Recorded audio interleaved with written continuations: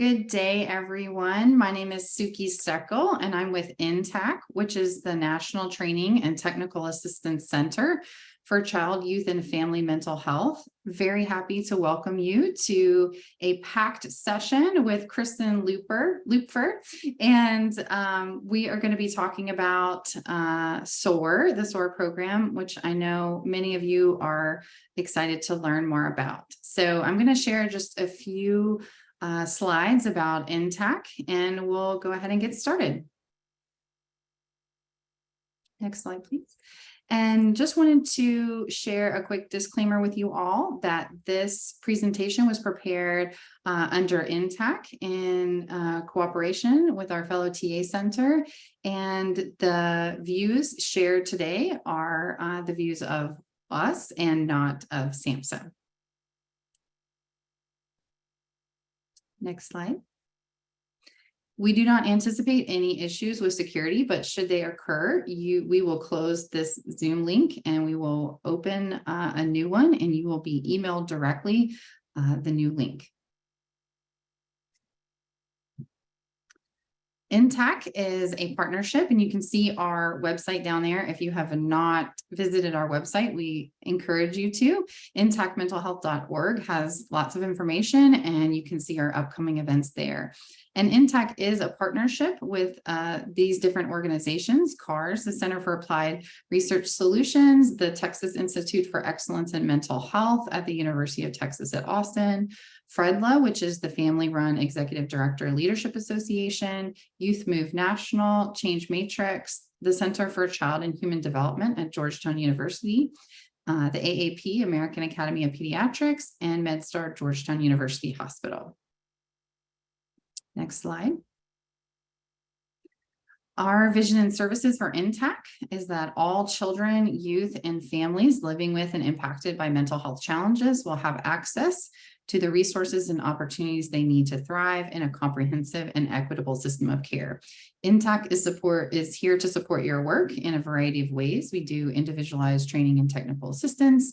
We share practical tools. We have communities of practice and customized coaching. So please do reach out and visit our website if you are interested in our services.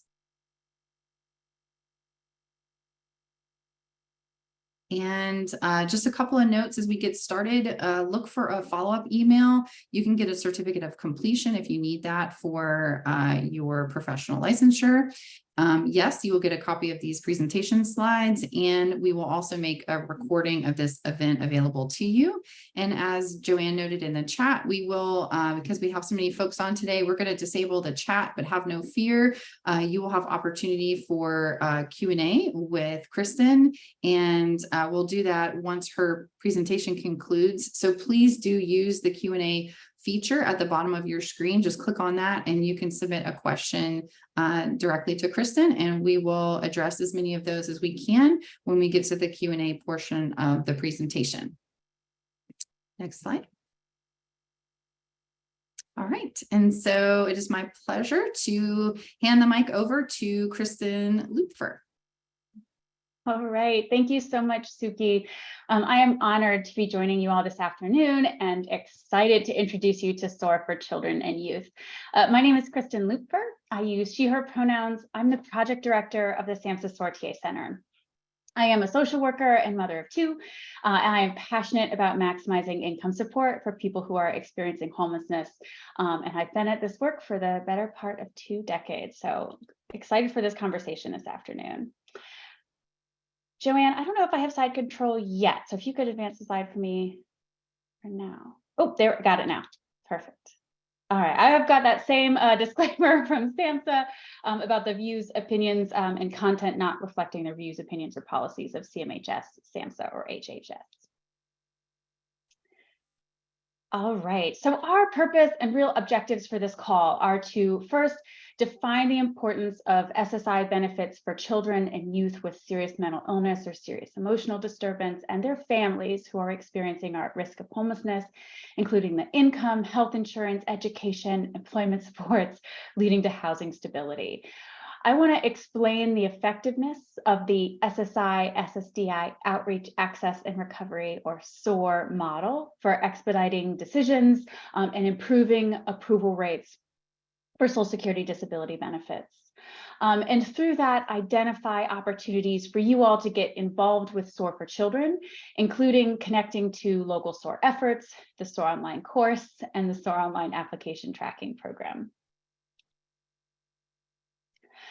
Let's start with the basics. What is SOAR? So from all the disclaimers, you know, SOAR is a SAMHSA sponsored program, and it focuses on increasing access to Social Security disability benefits for this population that I was talking about in our objectives.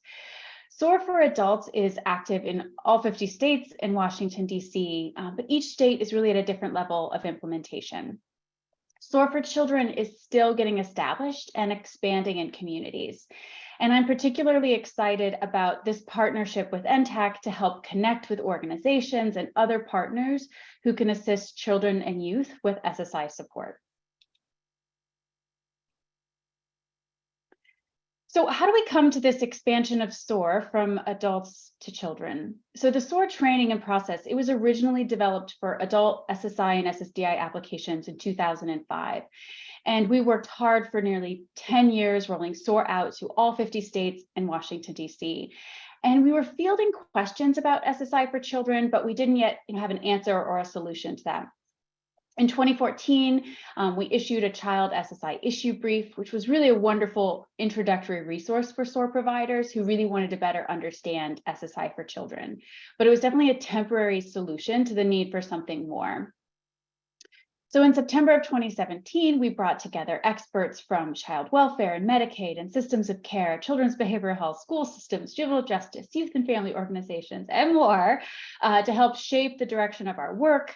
And we created the SOAR online course child curriculum, which was launched October 31st, 2018. So it's been almost 5 years now, but we still have lots of outreach and expansion to do. As for the stats that are on this slide, I'm sure you all know them well. I'm not going to read them to you, but I do want to point out that children and youth who are experiencing homelessness have higher rates of disability, experience higher rates of mental health problems, developmental delays, poorer cognitive outcomes than their stably housed peers. And so we really need SOAR for children. Our youth are especially vulnerable when experiencing homelessness and are more likely to be unsheltered than all people experiencing homelessness. So we want to build a foundation for recovery and resiliency, and we need to start with a really strong brick of steady income. We also know that we need employment and education and health insurance to provide stabilizing bricks in that foundation. So we really see income is just the beginning, and income maximization really builds that strongest foundation here in our metaphorical home. So Social Security benefits and programs are complex. There is a lot to learn. And I'm just going to give you a taste so we're all on the same page and I leave you wanting some more. So for those of you who are familiar with SSI and SSDI for adults, listen closely because there are some special considerations and eligibility criteria for children. The Social Security Administration, or SSA, offers Supplemental Security Income, or SSI, for children from birth up to age 18 attainment.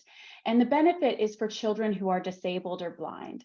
And SSA wants to know, does the child have a medically determinable physical or mental impairment that's lasted or is expected to last 12 months or more or result in death? And does the child have significant functional impairments as they compare to children of the same age who do not have physical or mental impairments? So like with adults, this is not a short-term or partial disability program. Having a diagnosis is not enough. Having a chronic condition is not enough. The illness or the condition must be impacting the child's functional abilities. The non-medical financial need for SSI is built with a complete picture of the child's income, and I did say child's income, their resources and living arrangement, as well as their family resources. So there is deeming that's involved. We will get into those weeds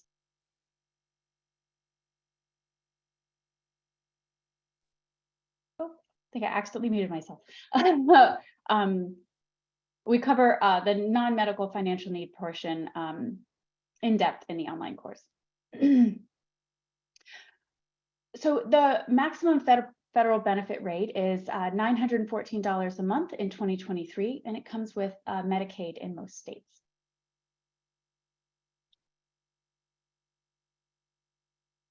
So we're focused on children and youth for today's presentation, but I want to make sure you're all aware that SOAR can be used as a model to support any Social Security disability application for children, youth, and adults. We have resources targeted to each of these unique populations and can help you navigate the differences and similarities between the programs and processes. Focusing in briefly on youth and young adults, there are a few things that come into play for this age group. In terms of documenting the disability, there are some key sources of information that are really important when there's not an extensive work history that can demonstrate a difficulty in functioning. So school records, collateral source information from family, friends, service providers are really essential. And SSA is looking at a comparison to an average youth in terms of their developmental and decision-making abilities. So specifically for young adults who were eligible for SSI as a child, they'll be evaluated when they turn age 18 to determine if they qualify under the adult definition of disability. And like we've learned this afternoon, as a child, their disability is determined by marked or severe functional limitations as compared to children without a disability at the same age. But now as an adult, the youth's disability is measured against their ability to perform substantial gainful activity, which is measured by earnings per month. So in 2023, that amount is $1,470 a month. And then finally, for youth who are aging out of foster care, SSA has a policy that allows foster youth of any age to apply for SSI up to 6 months or 180 days before they leave care. So we've established that SSA defines disability for children as this medically determinable physical or mental impairment, including an emotional or a learning problem or a combination of impairments, which causes marked and severe functional limitations that's lasted for this continuous period for at least 12 months or expected to result in death. So this slide states it much more simply. They're looking for a diagnosis, a documentation of that diagnosis, a duration of at least a year, and that the diagnosis is impacting the child's functional abilities as compared to a child of the same age who doesn't have physical or mental impairments. So here it is step by step. They have a sequential evaluation that they take an application through. They first look to see if the child is working at SGA. We know that most children won't be working, but some youth may have worked some or may be working. And so their current ability to earn income will be taken into consideration. Like I mentioned, SGA this year is measured at earnings of $1,470 a month. So if a youth can earn that much, they're not eligible for SSI. But if they pass that first step, SSA looks to see if they have a severe impairment. And so they use the medical records and evidence to determine this. And if it doesn't appear severe, they can deny the application at this point. Finally, they'll look to see if the impairments meet or medically equal or functionally equal the listings. So this is where it veers off from the adult disability determination process. So for children, they have an extra step about functionally equaling the listings. I won't get into the weeds today about the listings, but you can dig into them in the SOAR online course. Basically, it's how SSA is defining the level of disability in different body systems. So the listings are our guide for how to document the disability. All right, so if you couldn't guess it from our graphic, we think that SOAR caseworkers are superheroes. SOAR isn't easy. Submitting high quality and complete Social Security disability applications is not a breeze. And yet we do the hard work because we know that it works. And by studying our outcomes, we know that using the critical components of the SOAR model to fidelity means that applications are significantly more likely to be approved. And that's shown after statistical analysis on thousands of applications. So those critical components include serving as the applicant's representative and following through on every step of the application process, collecting and submitting medical records, writing and submitting a medical summary report, which is the cornerstone of the SOAR model. And we do a quality review of the application and make sure that we are able to submit complete quality applications. So by carefully tracking our outcomes, we know that SOAR works. It's through community collaboration and partnerships with the Social Security Administration and disability determination services and medical providers. Our SOAR trained caseworkers have been able to successfully assist over 53,000 people to get approved for benefits on their initial application. For unassisted applications from people experiencing homelessness, we estimate the average approval rate on initial is only about 10 to 15%, and the national average for all applicants isn't much higher, only about 30.8%. That means that most people are denied on their initial application. However, the national cumulative SOAR approval rate is over double that at 65%. SOAR decisions last year were made in an average of 153 days. Those are pandemic impacted numbers, so they definitely trended shorter in what we call the before times. But even with the pandemic delays, there's no more waiting 1 or 2 years for an appeal. SOAR is really about getting it right the first time. So not only does SOAR make an impact on approval rates and time to decision, which means getting life-saving income and health insurance to people who need it faster, we also make an impact on our agencies and communities. So states that tracked, these numbers on your slide are a little off. There are 2021 numbers instead of 22, but in 2022, states saw an average reimbursement of $1,686 per approved application, an average of $25,000 in Medicaid reimbursement per beneficiary. So you can really imagine the return on investment for a Medicaid funded agency. And the retroactive payments are life-changing for families. And so we're bringing hundreds of millions of dollars into local economies as we're helping to stabilize lives. It's a huge impact all around. So all of this is fantastic, and there's even more.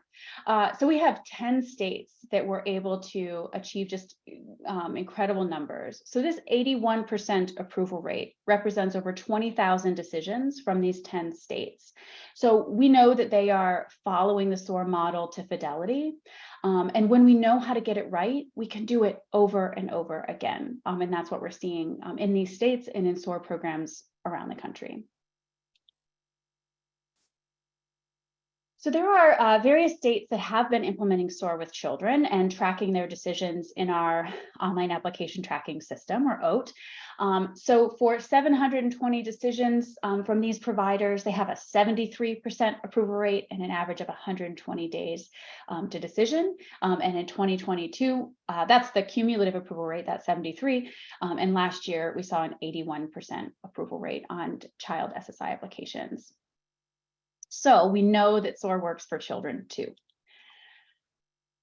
This doesn't all happen in a vacuum. It requires a lot of community collaboration, and we work hard to bring all of the relevant partners to the table to really make the systems work more smoothly. And so this represents our partners generally with education and with our medical and mental health providers and our Native communities and our educational system and our legal system and our veterans and military families. And more, not listed there too. So the bringing together of community partners happens through SOAR state team leads, local leads, and SOAR trained caseworkers who are assisting with the applications. So like I've said, SOAR is a model for submitting high quality Social Security disability applications, but it's also a systems change effort to help streamline these complicated bureaucratic systems and make sure that they are working for the people that they are meant to serve. So I already mentioned that high SOAR outcomes don't come easy. It requires time and effort to submit those quality and complete applications. But the good news is that the SAMHSA SOAR TA Center provides support to states and communities to implement SOAR. We have liaisons who are responsible for SOAR in multiple states and who build relationships locally to provide a really personalized service. We provide assistance from strategic planning at the state level and developing funding plans. We work on key collaborations with our federal partners. We help caseworkers with question number 25 on the SSI application. Really, if it has something to do with Social Security disability applications, we want to help make the process smoother, more timely, and at a higher quality. We offer soaring over lunch calls for both new and seasoned caseworkers to get their questions answered, and we celebrate success stories in our monthly newsletter. We train local and state leaders in our Leadership Academy, and we maintain a library that is packed full of tools and resources for use by community partners at all levels. And all of this is free and provided by SAMHSA. So you heard me reference a couple times the SOAR online course. So we offer 2 SOAR online courses, an adult curriculum and a child curriculum. Both courses are online, free, and available to take anytime and anywhere. We estimate that it takes 20 hours to complete each course, including the practice case component. Successful completion comes with 20 free CEUs. You'll see a trend here. Free CEUs from the National Association of Social Workers. And we have SOAR leaders who are available to help coordinate follow-up training and support for individuals who are working on and who complete the course. So here's a peek at the course. Here are some articles and tools. There are 7 classes that cover you from SSI 101 to education and work incentives after approval and everything in between. We have customized worksheets and tools that help take the guesswork and frustration out of the process. Our online courses are unique in that they include practice cases that are complete with fictional medical records, progress notes, applicant interviews that were recorded with actors, and a little bit here about the practice cases. So Marshall is a 12-year-old boy. He lives with his mother and his sister in a shelter. He's diagnosed with asthma, ADHD, a learning disability, and generalized anxiety disorder. And Tiffany is a 16-year-old girl. She lived in foster homes and group homes and is now at a shelter. She's unaccompanied and CPS is her legal guardian. She was diagnosed with post-traumatic stress disorder, major depressive disorder, borderline intellectual functioning, and seizure disorder. So both of these practice cases, we have medical records from specialists, from emergency rooms, from mental health providers, and we have their IEPs. And what participants get to do is to practice completing an entire Social Security packet with forms and the signature SOAR medical summary report. Our staff at the TA Center review each packet and provide individualized feedback. So at the end, people who've completed the course have completed their first SOAR-assisted Social Security disability application and can feel really confident in doing their first claim with a real applicant. So many people ask us what it takes to get involved with SOAR. So like I mentioned, the training takes approximately 20 hours. It's self-paced, so for some it's a little shorter, for some a little longer. We then estimate that based on both anecdotal evidence and information that's reported in our outcome tracking system, that it can take on average 20 hours to complete each application. And that's from start to finish, from initial engagement to initiating first payments.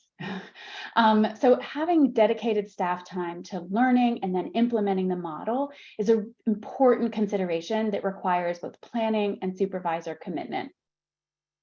We have a resource on the SOAR website that outlines the importance of implementing the fidelity model and tracking those outcomes. It's really worth the time investment. The benefit to the individuals that you serve is first and foremost, but it also brings that Medicaid reimbursement, funding opportunities, and true mission fulfillment to your agencies. We developed this next resource to outline different intercepts in the SSI application process for children, because we want child serving providers and others to see how they can be involved, from identifying applicants, providing records and documentation, to assisting with the full application and all of the follow-up support. So as much as I'd like this to be a discussion, with almost 300 of us here in the room, we can't actually have a conversation, but something we want you to think about both now and later is how can you support your community in becoming involved in SOAR for Children. I want to be clear that unfortunately, we're not yet at the point where we can offer you contacts for SOAR for Children referral sources in your community that you can go to right now. We're in a developmental stage still, but we're looking to support organizations and caseworkers and social workers like yourselves who can get involved in implementing the SOAR model in your work and in your communities.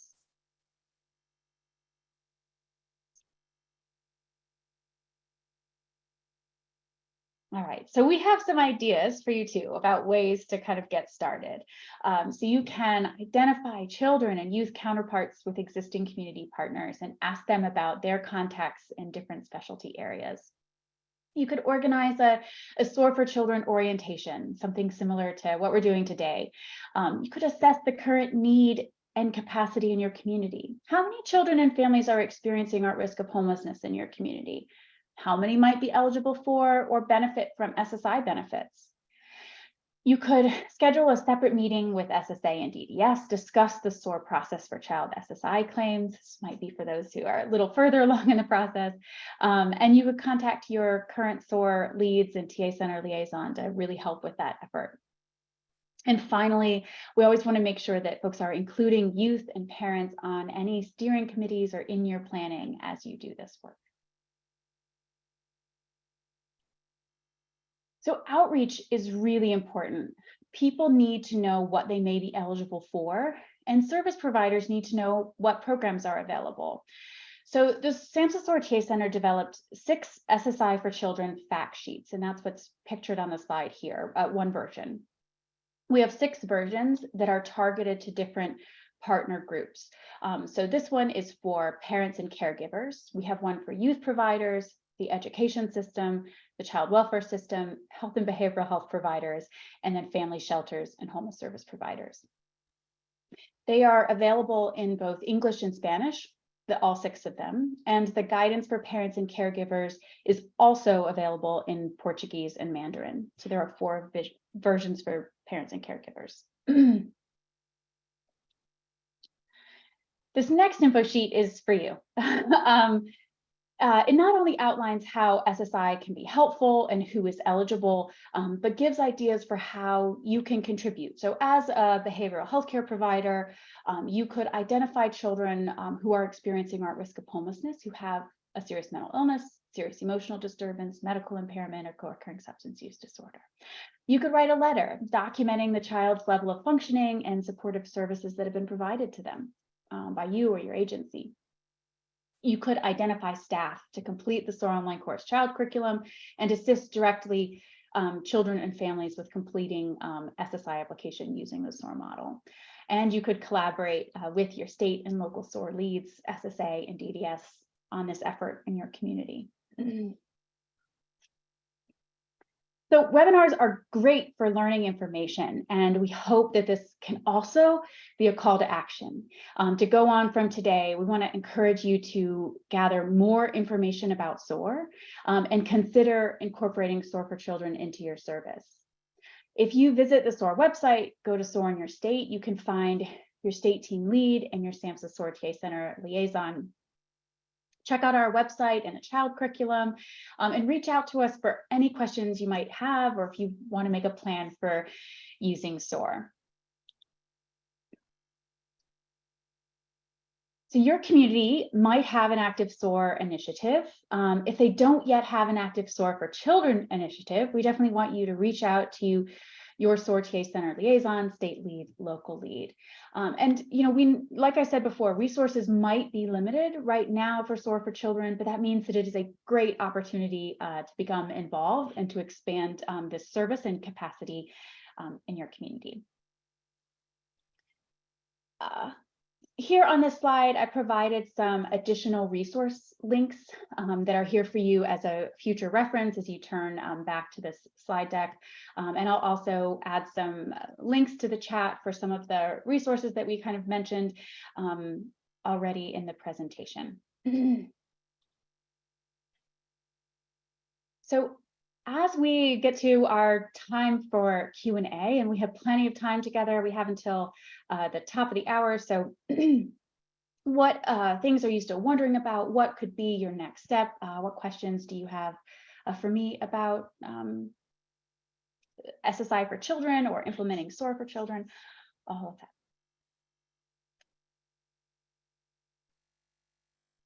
All right, so I'm gonna pull over the Q&A. So we have a question that came in from someone who said they work with a lot of families with children with severe autism who are often denied. Can I address the high rate of denial? So what we know is that a lot of applications go in without enough documentation of the disability and functional impairment. And so what we focus on in SOAR with developing our kind of complete quality applications is about looking at the listings. So we would look at the listing that might cover autism and other symptoms related to that diagnosis, and see how is this child functioning, and are they kind of meeting the criteria that are outlined in the listings? How are they functioning as they compare to other children of the same age who don't have autism, that sort of thing. So you really have to kind of dig into how Social Security is defining it, and then how you can get good evidence about how the child is functioning or struggling to function with information from parents or caregivers or teachers or other service providers who might be providing support to the child or the family, and really documenting specific information. So what we find is that medical records on their own are often not enough. That they have, just kind of baseline information. They often focus a lot of time on strengths, which is fantastic, but that it'll just say like patient or client is doing better. And it's like, well, what does that tell us about, how they're really functioning day to day and their ability to work or their ability to function as compared to their peers as a child. So that's kind of what a SOAR caseworker does, is really spend a lot of time focusing on how they can show those functional impairments, which is often the missing piece, when it's not there in the medical record. So, great question. Sarah had a question about whether there's a leadership academy for children. So we don't have a separate one that we offer now. We did have one back when SOAR for Children initially launched. But what we have found is that the implementation of the SOAR model in both kind of the adult world and the child and youth world is very much the same. There are additional systemic partners that you need to bring on board, but the big players are the same. And so we hope to really integrate all of the kind of SOAR programs together, SOAR across the lifespan. So from children to youth to adults, to really be able to serve everyone of any age. We had a question about whether this program is available in Canada or if it will be in the future. And the answer is no, because it is focused specifically on this United States Social Security Administration disability program and focused on eligibility for that.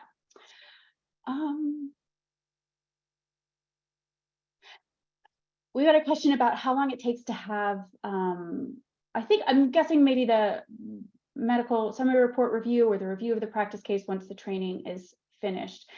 So we give our internal reviewers 10 business days to review the entire fictional practice case packet that's submitted in the online course. So there's some question about parental income and how it can be excluded or how that's counted. So SSA has really detailed, comprehensive, and complicated rules about how they look at parental income and what part of that income and what part of those parental resources are deemed to the child. And so it's a really case-by-case kind of a discussion about what the living arrangement is of the family, where the child lives, who they live with, how all of that is, how their parental relationship is defined. It gets pretty complicated. So SSA, we always say SSA is the absolute best source for answers to questions about specific scenarios. And then we can kind of get a sense of generally how it works in normal situations. I find that no situation is the same. So we do have some good information about that on the in the SOAR online course. And if you email me separately, I'm happy to have like additional detailed conversation and provide information, but it's too much in the weeds for this venue. All right, so we have a question about whether or not a refugee living in the United States for more than 7 years with a green card can apply for SSI. So the eligibility for SSI for immigrants and other non-citizens, again, also can be fairly complicated based on each individual's personal situation, but there are certain categories of immigrants and non-citizens who may be eligible for SSI based on when they came into the country, what sort of documentation they have, if they meet one of these categories, and then also meet all of the disability and income and resource requirements as well. So we have some great information on the SOAR website specifically related to kind of considerations for non-citizens and immigrants. And I'll drop that link in a moment. All right, so we're just gonna work our way through the questions. How do we join the SOAR Leadership Academy, and what are the benefits? So you would want to, I'll add the link, and I should pull up my link source here. Let's send them in. You would reach out to your SOAR TA Center liaison to express your interest in more information, and they can talk with you and your SOAR state team lead about that process and your interest in that. So here, all right, in the chat, this is our SOAR contact page where you can find information for everyone who works at the SOAR TA Center, and it lists which states they are the liaison to. You can also find your state team leads, local leads, and all of that information in our state directory page, which is this next link coming through.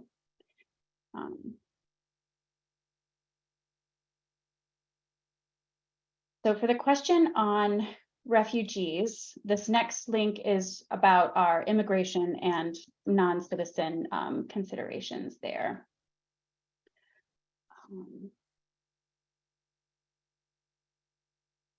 Okay, go back to this Q&A. All right, let's see. The question came in, did you say you can apply for adult benefits before the child turns 18 years old? Yes, so when either a child who's receiving SSI or a child who has not yet applied but is about to turn age 18, they can apply for benefits 30 days prior to their 18th birthday. If they are in the foster care system, they can do that 6 months ahead of time. So it's 30 days generally, and then for our youth in foster care, it's 180. Great questions. All right, someone mentioned that they're working on an application for a youth who's on track to be adopted. Is that going to interfere with their at risk of homelessness status? I would say definitely not. So we didn't talk a lot about our definition of homelessness or risk of homelessness in this presentation, but I will share with you that we define homelessness and risk very broadly, and it's a very kind of inclusive definition, because we believe that if you are an individual or a family who has someone with a disability, you don't have stable income, you're at risk of homelessness, of losing that housing, even if you have a voucher. So even if this individual is, likely to be adopted and hopefully have this stable family situation, that there may be something else that's going on, that there is this risk. And if you're starting that application when someone is in this kind of transitional stage anyway, you definitely say, this is a would qualify for our kind of target population here.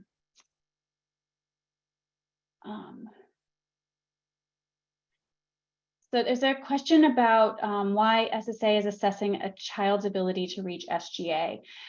So it is just, in the regulations that are established by Congress, they have said that no one is eligible to receive this benefit if they are working and earning at this amount. So we know that, if a child is defined, at least by SSA, as under age 18, some could be working. So if there is, a youth who's 15, 16, 17, working and earning over that amount, they wouldn't be eligible for SSI as a child. We know that most children, certainly under that age of legal work, aren't earning income. But that's there. So that's usually an easy bar to get over for most children who are applying for SSI. All right. There's a question about whether an emancipated minor could apply for adult SSA benefits. No, it's not based on someone's legal status or guardianship. It's definitely about age attainment. So they're looking at that age 18 attainment. So they would apply for child benefits until age 18 and then have to reapply for adult benefits. All right, we have a question about if an adult child is receiving SSDI as survivor benefits, can this adult also get SSDI for her disability? So it's possible. They call it a disabled adult child. So if someone's disability began before the age of 22 and they have a parent who is either deceased, it seems like in this case, or disabled or retired, that child can receive disability benefits off of their parents' earning record. And that's considered a Title II program, getting a little into the regulatory weeds here. But the answer is generally yes, that there is the opportunity for those adults, but children to parents who can receive benefits off of their parents' record.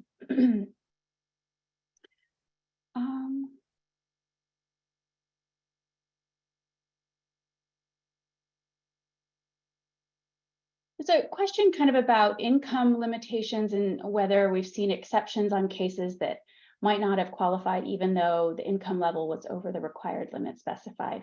I'm not sure I understand the question completely, but what I can just say generally that might be helpful to all people is that, or all kind of participants on the webinar, when we think about SSI and specifically SSI for children, it can get kind of tricky because we might have a child who would be eligible for SSI medically, right? That they would meet all of the medical qualifications, that they clearly have a disability or are struggling, functionally as compared to their peers, but their family's income or resources are too high, and so they're not eligible for SSI.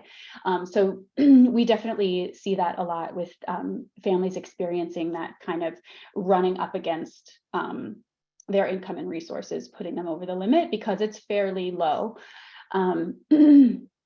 So what happens a lot of times, we'll see families where they have a child who didn't meet SSI criteria as a child, and when they reach age 18 attainment, they can then become eligible for SSI if they are able to kind of move out of the family household with supports, and then it's based on their own individual income and resources.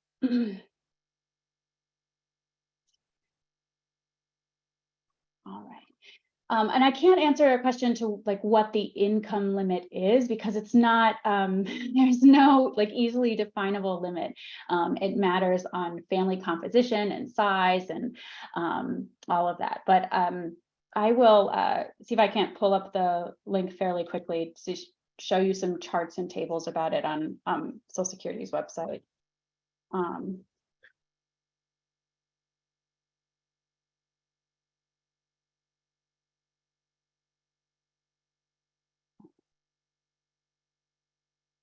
So this is the SSA spotlight on parental deeming, and it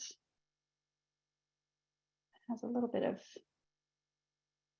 information that might be helpful.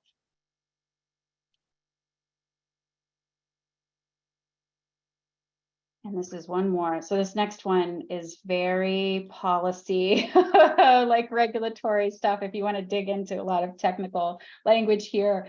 But it does have some charts if you scroll down with information about or examples of kind of parent to child deeming and how they calculate all of this out. And so if you are nerdy like me and want to dig into that, that's there, but also happy to take offline questions if you guys have specific questions there. All right. Another question come in. If they don't qualify financially for SSI, could the child still be able to receive Medicaid? It's a great question. Depends on the state and whether your state has expanded Medicaid and offers Medicaid to children with families with low income. It all depends on your state.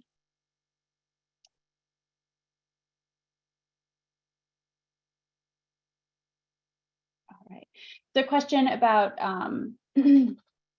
after 18 years old, do they have to move out of their family's home in order to be separated from family income? So that's a great question. And they will be separated from family income in the way that there isn't parental deeming of income to the now adult child. But what there is there's in-kind support and maintenance then comes into play. So if they are living at home with their family for free and they don't have to pay rent and other expenses for the home, that they don't pay their fair share of those expenses, then if they are approved for benefits, they receive a reduced benefit because of that. So they wouldn't have to move out of the home to be eligible, but they would receive a reduced benefit because of it. Makes sense. All right.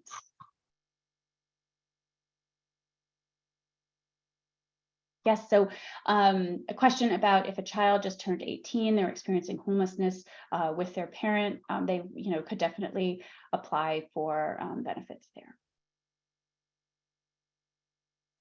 So another question about if a child gets approved for SSI at age 17, what happens when they turn 18? So they have to go through a redetermination, and they call it an age 18 redetermination, and they have to qualify again as an adult under the adult rules.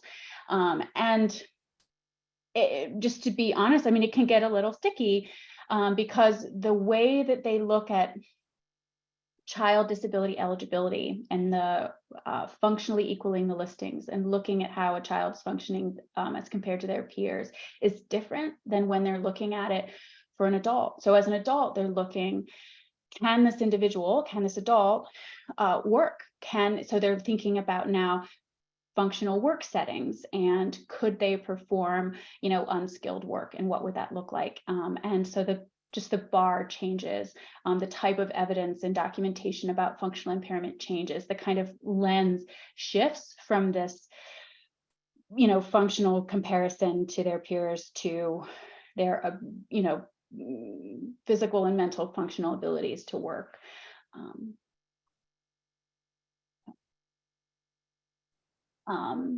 There's a question about whether someone could own a car when they're applying for SSI benefits. So this gets into kind of what are the income and resource limits.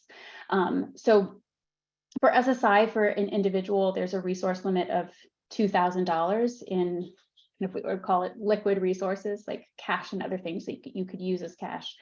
But there are exceptions to resources. So you can have one car and it is excluded as a resource. You can exclude the home. If you own a home, if you live in that home, that can be excluded as a resource. So yeah, but if you have more than one car, that second car, the value of that car would count as a resource and could knock someone out of eligibility. Because what SSI is a program of last resort is how they look at it. And so they're looking to see that the person really needs this supplemental security income, that they really need it. And so they're looking to make sure that they've used every resource at their disposal before approving eligibility.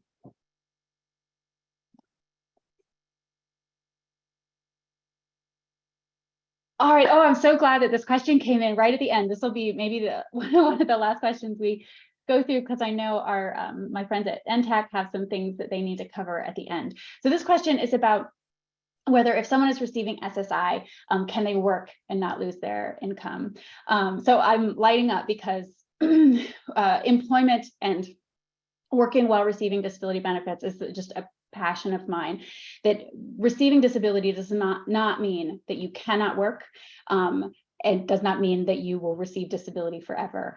So you can be working while applying for benefits, so long as you're earning less than SGA, so that 1470. So let's say, I have a disability and I'm able to work, 5 hours, 2 days a week, like that's my limit. Or maybe it's more than that. Maybe I'm working 20 hours at a kind of entry-level job, and that's what I'm able to manage with my symptoms and other things that are going on with me and my functional abilities.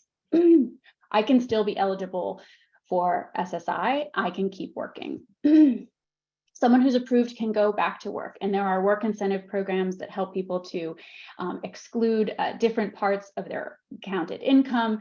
There are ways to both maintain your cash benefits, your health insurance, even beyond the point where cash benefits stop. So I can't get into all of it right now because there are so many different ways that works. It definitely impacts someone's benefits. So I don't want to hide that fact that it can have an impact, and especially with SSI, that the SSI cash payment will start to go down after a certain amount of earnings.